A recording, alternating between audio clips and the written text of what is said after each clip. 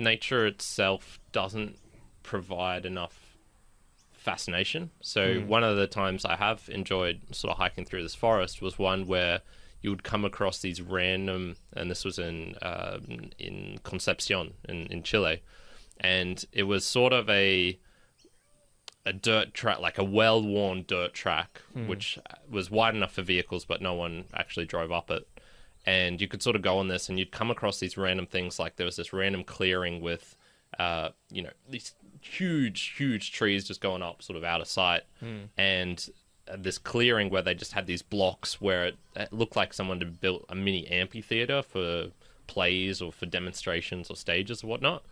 And you'd come across these random bits of human intervention, and I was just thinking, man, that looks really cool. That's something unique, I guess. And then sort of going through, and it's like, what am I going to find next?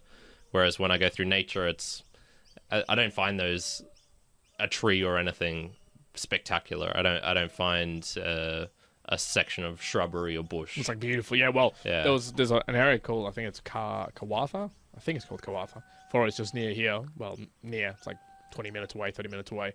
And I can tell you from personal experience, I've walked that, I did like 15 or 16 kilometers in that with like a weighted pack plus 20 kilos plus listening to music and podcasts and whatnot.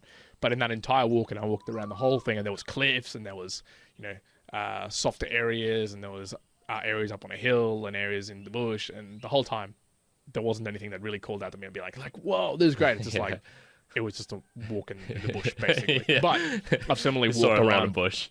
Yeah, but similarly, I've walked around like the redwoods and stuff like that in California. Like, that's freaking awesome. Yeah, okay, that's really cool. Yeah, so that would be different. There's differences in, I guess, what you also call nature, because some of the Australian bush can be like, oh god, meh, whatever, right? Like, it is just trees, it's bush, it's just like nothing, right? Anyone who can do the drive from Brisbane to Mackay and tell me that is a fun drive, that you see interesting things along the way, is a strange person. Well, indeed. but in a similar way, like if you drive between San Francisco to Las Vegas, right? The first initial bit of the drive, you essentially go past all these hills with massive windmills, right? And that's probably as much as you see.